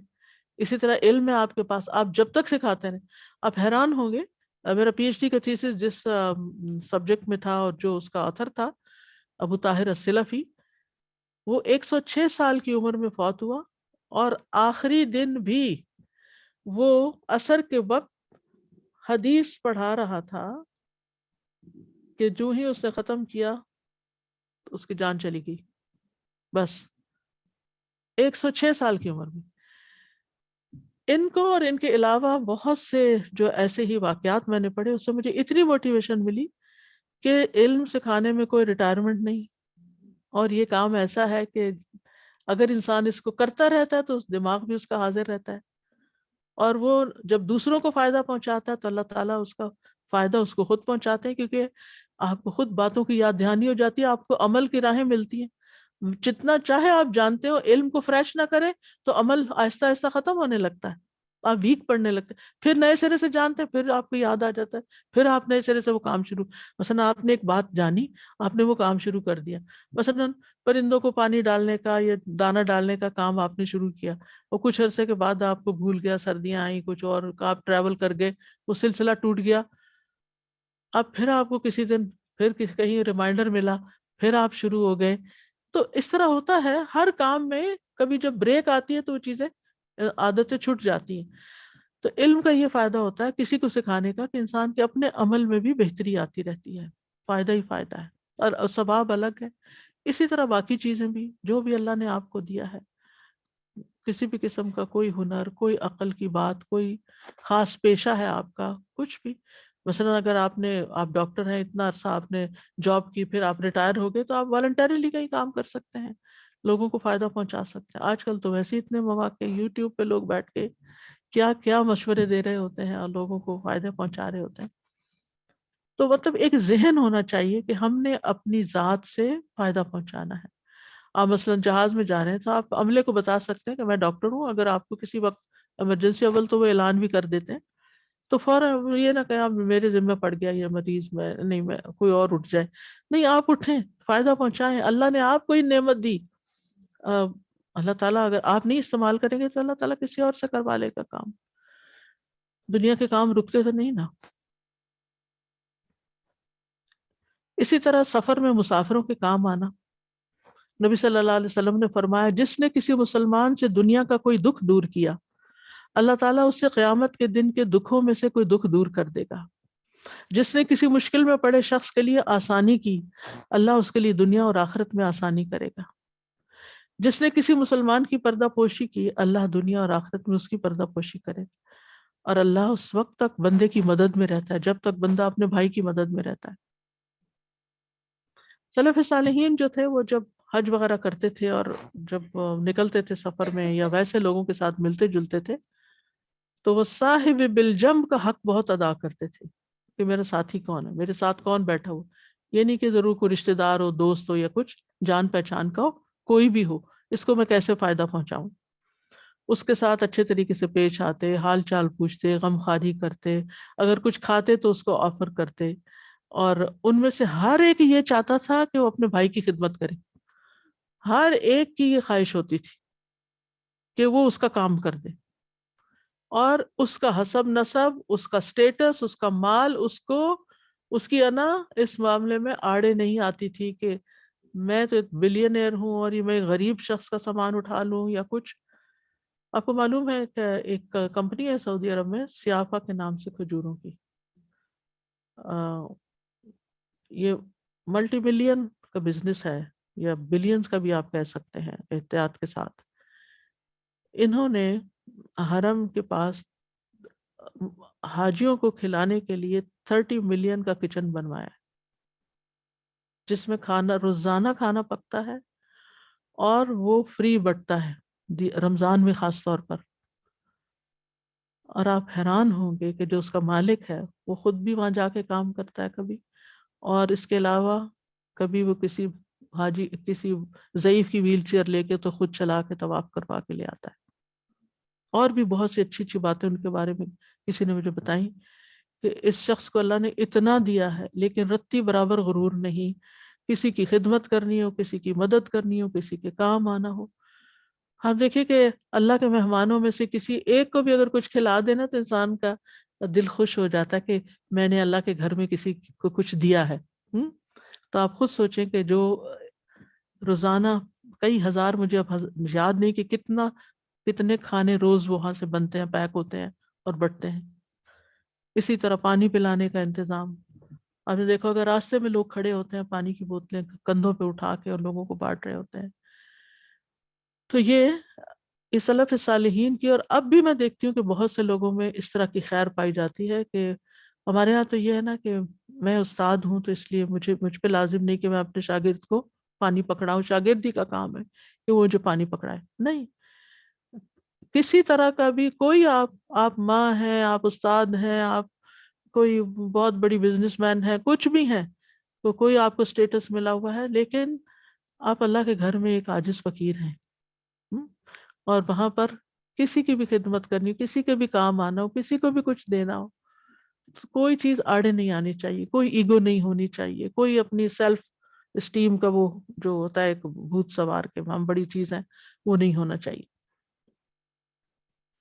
امام مجاہد بن جبر کہتے ہیں، میں ابن عمر صحابی ہیں اور مجاہد تابعی ہیں، میں ابن عمر کے ساتھ سفر میں تھا، یعنی حج کے سفر میں. ابن عمر میری خدمت کرتے تھے، وہ کہتے تھے اللہ ان پر رحم کرے. وہ اپنے مال اپنے ساتھیوں پہ خرچ کرتے اور ان سے پہنچنے والی تکلیفوں پہ صبر کرتے. اسی طرح ایک اور روایت میں آتا ہے، بہیم الاجلی ایسے بندے کے ساتھ حج کے سفر میں گئے جو تاجر اور مالدار تھا. جب سفر کے لیے نکلنے کا دن آیا تو بہیم رونے لگے، یہاں تک کہ ان کے آنسو ان کے سینے پہ ٹپکنے لگے. انہوں نے کہا کہ حج کے اس سفر سے مجھے حشر کا سفر یاد آ گیا ہے. پھر رونے میں ان کی آواز اونچی ہو گئی تو اس تاجر ساتھی نے یہ ناپسند کیا اور وہ ڈرا کہ کہیں ان کے رونے سے سفر بدمزہ نہ ہو جائے. جب وہ حج سے آئے تو وہ آدمی بھی آ گیا جو ان دونوں کے ایک ساتھ سفر کرنے کا ذریعہ بنا تھا. وہ اس لیے آیا کہ دونوں کو سلام کہے. اس نے سب سے پہلے تاجر کو سلام کیا اور پوچھا بہیم کے ساتھ تمہارا کیا حال ہے؟ انہوں نے دونوں کو پیئر کیا تھا کہ تم دونوں اکٹھے چلے جاؤ. اس نے کہا اللہ کی قسم میں نہیں سمجھتا کہ مخلوق میں اس جیسا کوئی بندہ ہے. یہ خرچ کرنے میں مجھ سے بھی برتری لے جاتا، حالانکہ یہ تنگ دست تھا، میں مالدار تھا. اس سے فرق نہیں پڑتا کہ آپ کے پاس کتنا ہے. دیکھنے کی بات یہ کہ آپ اپنی حیثیت کے مطابق کیا کریں. اب کہتے ہیں نا جیسے حضرت عمر نے پوچھا تو تم نے اس کے ساتھ سفر کیا جو تم اس کی اتنی تعریف کر رہے ہو. سفر میں پتہ چلتا ہے کہ کس کا بیہیویئر کیسا ہے. وہ کہتے ہیں اور یہ کام کاج میں بھی مجھ سے بڑھ کر کام کرتا تھا، حالانکہ یہ بوڑھا تھا، مجھ سے زیادہ ایجڈ تھا اور میں جوان تھا. یہ میرے لیے کھانا پکا دیتا اور اس نے روزہ رکھا ہوتا تھا اور میں روزے سے نہیں ہوتا تھا. یہ ہے نیکی، کیونکہ ہم ان چیزوں کو بہانہ بنا لیتے ہیں. میری عمر زیادہ ہے، میں روزے سے ہوں، میں بیمار ہوں، میرے پاس تھوڑا ہے، اس کے پاس زیادہ ہے. یعنی ہمیشہ یہ کہ دوسرے کریں، میں تو مصروف ہی بہت ہوں. یعنی کسی نہ کسی چیز کو بہانہ بنا کے رکھنا، کام چوری کا. پھر وہ اس کے پاس، وہ جو تھرڈ پرسن تھا، وہ اس کے پاس سے نکل کر بہیم کے پاس گیا اور اس کو سلام کیا. اس نے کہا آپ نے اپنے ساتھی کو کیسا پایا؟ انہوں نے کہا بہت اچھا ساتھی تھا، اللہ کا بہت زیادہ ذکر کرتا تھا، قرآن کی بہت تلاوت کرتا تھا، بہت جلدی روتا اور ساتھی کی غلطیوں کو برداشت کرتا. تو اللہ آپ کو میری طرف سے بہترین بدلہ دے کہ آپ نے مجھے اس کے ساتھ بھیجا. کیا حسن زن.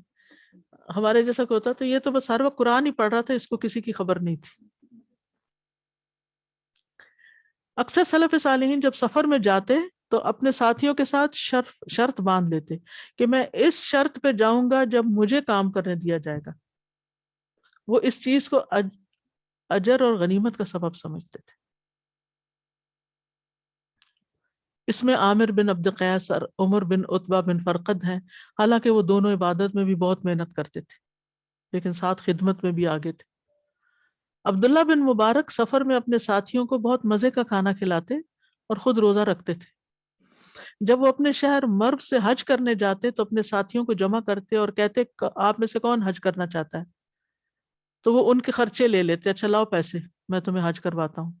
تو صندوق میں ڈال کے ان کو تالا لگا دیتے اور اٹھا کے رکھ دیتے.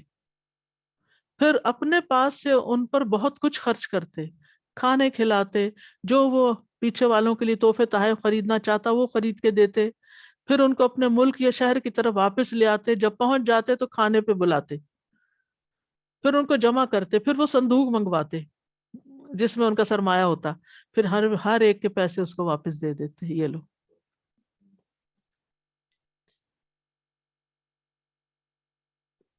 اسی طرح نبی صلی اللہ علیہ وسلم کے بارے میں آتا ہے کہ ان کے ایک ساتھی مجلس میں حاضر نہیں ہو رہے تھے. لوگوں نے بتایا کہ وہ بیمار ہیں، تو آپ خود چل کر ان کے پاس چلے گئے ان کا حال پوچھنے کے لیے.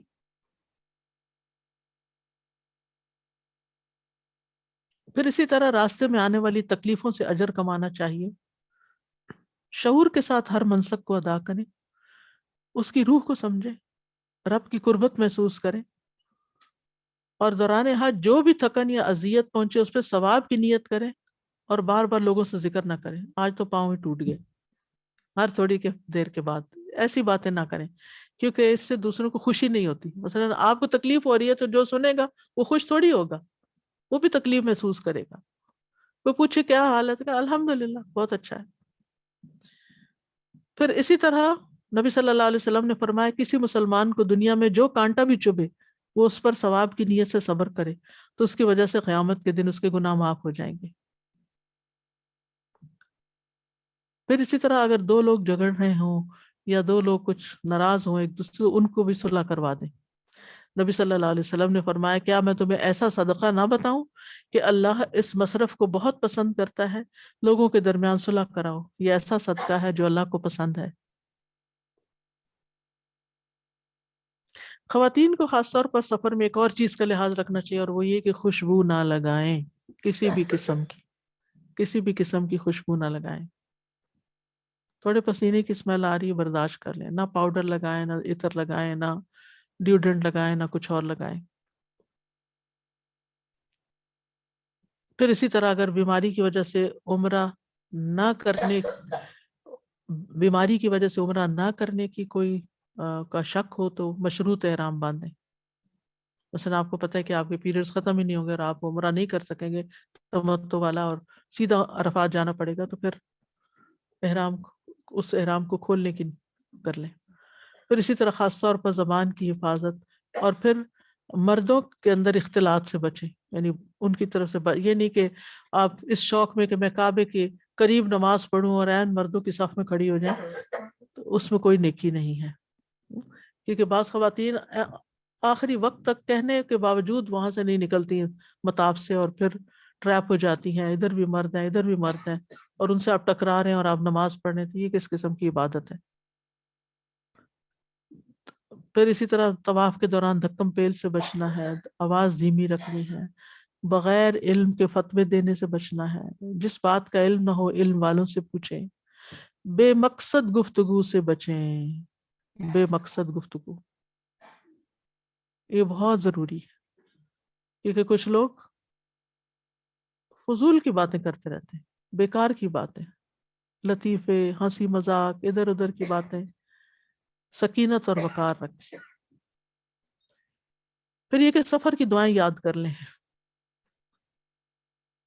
جب گھر سے نکلیں تو دعا پڑھ کے نکلیں۔ نبی صلی اللہ علیہ وسلم نے فرمایا جب بھی کوئی شخص اپنے گھر سے نکلتا ہے تو اس کے دروازے پر 2 جھنڈے ہوتے ہیں، ایک جھنڈا فرشتے کے ہاتھ میں ہوتا ہے، دوسرا شیطان کے ہاتھ میں۔ اگر وہ اللہ کی رضا والے عمل کے لیے نکلتا ہے تو فرشتہ اپنا جھنڈا لے کر اس کے پیچھے پیچھے روانہ ہو جاتا ہے، اور وہ اپنے گھر لوٹنے تک فرشتے کے جھنڈے تلے ہوتا ہے۔ اور اگر وہ اللہ کی ناراضگی والے عمل کے لیے نکلتا ہے تو شیطان اپنا جھنڈا لے کر اس کے پیچھے روانہ ہوتا ہے، اور وہ مسلسل گھر واپس آنے تک شیطان کے جھنڈے تلے رہتا ہے۔ گھر سے نکلنے سے پہلے 2 رکعت ادا کریں۔ نبی صلی اللہ علیہ وسلم نے فرمایا جب تم اپنے گھر سے نکلنے لگو تو 2 رکعت نماز ادا کر لیا کرو، کیونکہ یہ تمہیں برا نکلنے سے روک لیں گی، اور جب تم گھر میں داخل ہو تو 2 رکعتیں پڑھ لو، یہ برائی کے داخل ہونے سے تمہیں روک لیں گی۔ یعنی سفر سے واپس آئیں تو پہلے نفل پڑھ لیں۔ جی ہر سفر کے لیے جی۔ پھر مسافر گھر والوں کو دعا دے، استودعکم اللہ الذی لا تضیع ودائعہ، میں تمہیں اللہ کے سپرد کرتا ہوں جس کے پاس رکھی ہوئی امانتیں ضائع نہیں ہوتی۔ پھر گھر والے مسافر کو دعا دیں، استودع اللہ دینک و امانتک و خواتیم عملک، میں تمہارا دین اور امانت اور تمہارا آخری عمل اللہ کے سپرد کرتا ہوں۔ زودک اللہ التقوی وغفر ذنبک ویسر لک الخیر حیث ما کنت، اللہ تمہیں تقوی کا زیادہ راہ دے، تمہارے گناہ بخش دے، اور تمہارے لیے خیر کا حصول آسان کر دے جہاں کہیں بھی تم ہو۔ پھر پاؤں سواری پہ رکھتے ہوئے 3 دفعہ بسم اللہ پڑھیں، سواری پہ بیٹھ کے الحمدللہ پڑھیں، پھر سبحان الذی سخر لنا ھذا وما كنا له مقرنین وإنا إلی ربنا لمنقلبون۔ پھر 3 مرتبہ الحمدللہ، 3 مرتبہ اللہ اکبر پڑھیں، پھر سبحانک انی قد ظلمت نفسی فاغفر لی فإنہ لا یغفر الذنوب الا انت، پھر اللہم انا نسألک فی سفرنا ھذا البر والتقوی ومن العمل ما ترضى اللہم ہون علینا سفرنا ھذا واطوِ عنا بعدہ اللہم انت الصاحب فی السفر والخلیفۃ فی الاہل اللہم انی اعوذ بک من وعثاء السفر وکآبۃ المنظر وسوء المنقلب فی المال والاہل، اور ایک میں ولد کا لفظ بھی آتا ہے۔ اے اللہ بے شک ہم آپ سے سوال کرتے ہیں سفر میں بھلائی اور تقوی کا، اے اللہ ہمارے لیے سفر کو آسان بنا دے، اس کے فاصلوں کو کم کر دے، اے اللہ اس سفر میں آپ ہی ہمارے ساتھی ہیں اور ہمارے گھر والوں کے محافظ ہیں، اے اللہ بے شک میں اس سفر کی تکلیف، پریشان کن منظر اور اپنے مال اور اہل خانہ کی طرف برائی کے ساتھ لوٹنے سے آپ کی پناہ چاہتا ہوں۔ تو بہرحال پھر دوران سفر جہاز اوپر کو جا رہا تو اللہ اکبر، لینڈ کر رہا ہو تو سبحان اللہ، کسی جگہ رکے ہیں تو ربی انزلنی منزلا مبارکا وانت خیر المنزلین، اے میرے رب مجھے برکت والی جگہ اتار، اور آپ بہترین اتارنے والے ہیں۔ پھر اسی طرح ربی ادخلنی مدخل صدق واخرجنی مخرج صدق واجعل لی من لدنک سلطانا نصیرا، اے میرے رب مجھے سچائی کے مقام پہ داخل کر، سچائی کے مقام سے نکال، اور میرے لیے اپنے پاس سے مددگار قوت مہیا کر۔ پھر کسی بھی جگہ، کسی بھی شہر میں آپ جائیں، کسی ہوٹل میں جائیں، کسی مینا میں جائیں، عرفات میں جائیں، جہاں بیٹھنے لگے وہاں بیٹھنے سے پہلے اعوذ بکلمات اللہ التامات من شر ما خلق 3 دفعہ پڑھ لیں، کیونکہ جو ایسی چیز پڑھ لیتا ہے اس کو وہاں کی کوئی چیز نقصان نہیں دیتی۔ میں اللہ کے مکمل کلمات کے ساتھ جو اس نے پیدا کیا اس کے شر سے پناہ مانگتا ہوں۔ پھر کسی شہر میں داخل ہوتے وقت اللہم رب السماوات السبع وما اضلت ورب الارضین السبع وما اقلت ورب الریاح وما اذرت ورب الشیاطین وما اضلت انی اسألک خیرہا وخیر ما فیہا واعوذ بک من شرہا وشر ما فیہا، اے اللہ 7 آسمانوں کے رب اور ان چیزوں کے جن پر آسمانوں نے سایہ کیا ہوا ہے، اور 7 زمینوں کے رب اور ان چیزوں کے جن کو ان زمینوں نے اٹھایا ہوا ہے، اور ہواؤں کے رب اور ان چیزوں کے جن کو یہ ہوائیں اڑائے پھرتی ہیں، شیطانوں کے رب اور ان مخلوقات کے جن کو ان شیطانوں نے گمراہ کیا، میں تجھ سے اس بستی کی خیر اور جو کچھ اس میں ہے اس کی خیر کا سوال کرتا ہوں، اور اس بستی کے شر سے اور جو کچھ اس میں ہے اس کے شر سے تیری پناہ چاہتا ہوں۔ جاتے ہوئے پڑھ لیں، واپس گھر آ کے بھی اپنے شہر میں داخل ہو کے بھی پڑھ لیں، تو انشاءاللہ اللہ تعالیٰ آپ نے حفاظت میں رکھے گا۔ آج کے لیے اتنا ہی کافی ہے، انشاءاللہ تعالیٰ اب سفر کے لیے تو روانہ ہو گئے ہیں، پھر آگے دیکھتے ہیں کیا ہوتا ہے۔ سبحانک اللہم وبحمدک اشہد ان لا الہ الا انت استغفرک واتوب الیک۔ السلام علیکم ورحمۃ اللہ وبرکاتہ۔ آپ میں سے کوئی کچھ کہنا چاہے تو موسٹ ویلکم۔ وہ جو کل کسی نے سوال کیا تھا نا کہ اگر کوئی کسی کو حج کرا دیتا ہے اور پھر اس کے بعد وہ خود صاحب استطاعت ہو جاتا ہے تو کیا اس کا حج ہو جائے گا؟ فرض جی فریضہ ادا ہو جائے گا، یعنی اگر وہ چاہے تو نفلی حج دوبارہ کر لے، ورنہ اس کا وہ حج جو ہے ادا ہو چکا ہے، دوبارہ سے کرنے کی ضرورت نہیں۔ اساتذہ جی کوشچن ایک تو یہ تھا کہ یہ جو ہم تھا نا کہ جب وہ جاتے ہیں تو علامت پہن لیتے تھے اور پھر مکہ کے بعد آپ نے کہا کہ وہ ریموو کرتے تھے to be on the safe side, تو اس میں بھی ریسنٹلی جیسے ہوا نا کہ طواف، ابھی انہوں نے کہا کہ جو لوگ جو احرام میں وہی صرف طواف کر سکتے ہیں، تو جو دوسرے ڈریسز میں جا رہے تھے انہوں نے کہا کہ نہیں، میرے خیال میں اسپیس کی جو بیٹا ریزن میں بھی، تو کچھ لوگوں نے یہ کیا کہ وہ جیسے نفلی طواف ویسے ہی کر رہے ہوتے ہیں نا، تو اس میں انہوں نے کیا کہ احرام باندھ لیا، تو ایسا ہم کر سکتے ہیں؟ کیا کیا آخر میں؟ احرام ویسے ہی عمرہ نہیں کرنا، لیکن صرف مطاف میں کے لیے آج کل بھی آپ اگر دیکھیں نا تو چونکہ صرف عمرے والوں کو اندر جاتے تو لگتا ہے کہ کوئی اور بندہ تو ہے ہی نہیں، جی سبھی نے وہی پہنا ہوا ہے۔ جی، تو وہ ایسا کر سکتے ہیں پھر؟ اپنے دل سے پوچھ۔ جی تو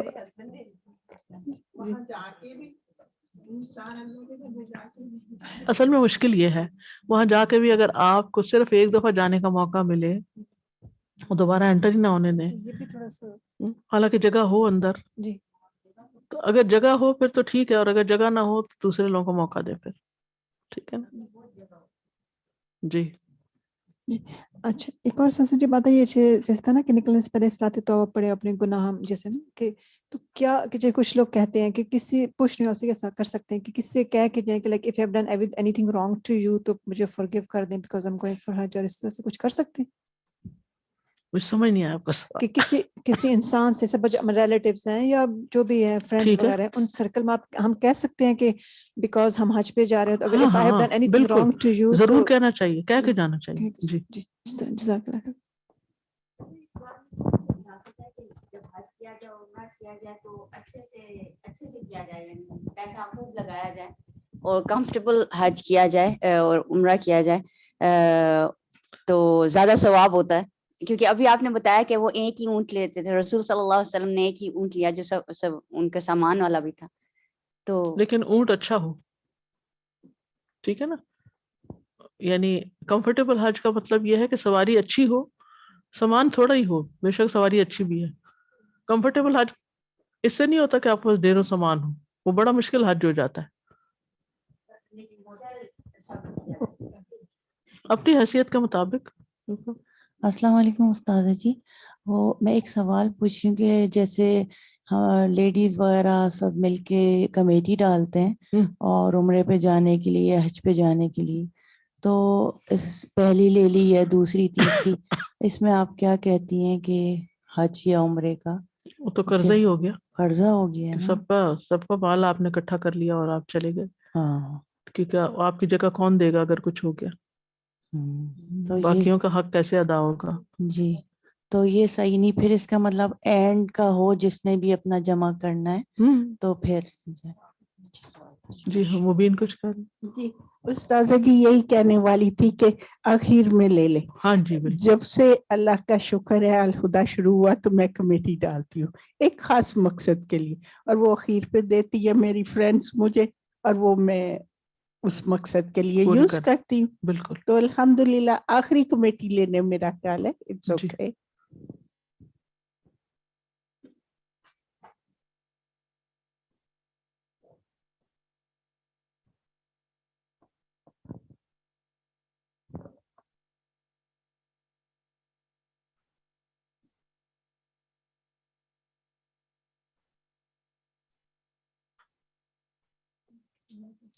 سبحانک اللہم و بحمدک اشہد ان لا الہ الا انت استغفرک و اتوب الیک. السلام علیکم ورحمۃ اللہ وبرکاتہ. اللهم صل على محمد وعلى آل محمد كما صليت على إبراهيم وعلى آل إبراهيم إنك حميد مجيد. اللهم بارك على محمد وعلى آل محمد كما باركت على إبراهيم وعلى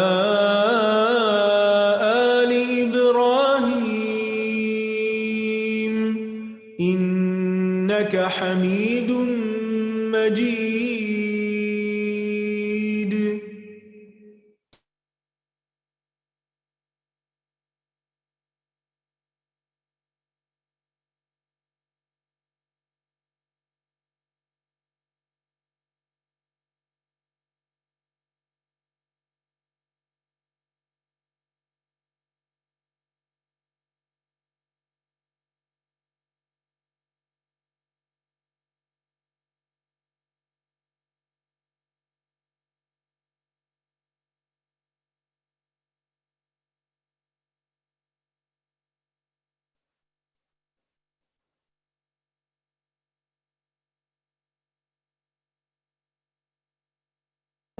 طيبا مباركا فيه غير مكفي ولا مودع ولا مستغن عنه ربنا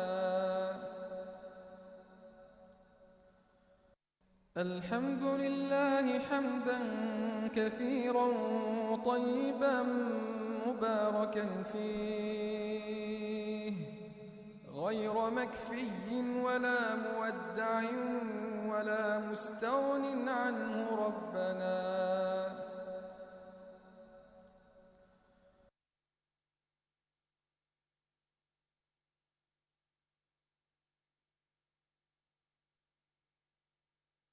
الحمد لله حمدا كثيرا طيبا مباركا فيه غير مكفي ولا مودع ولا مستغن عنه ربنا.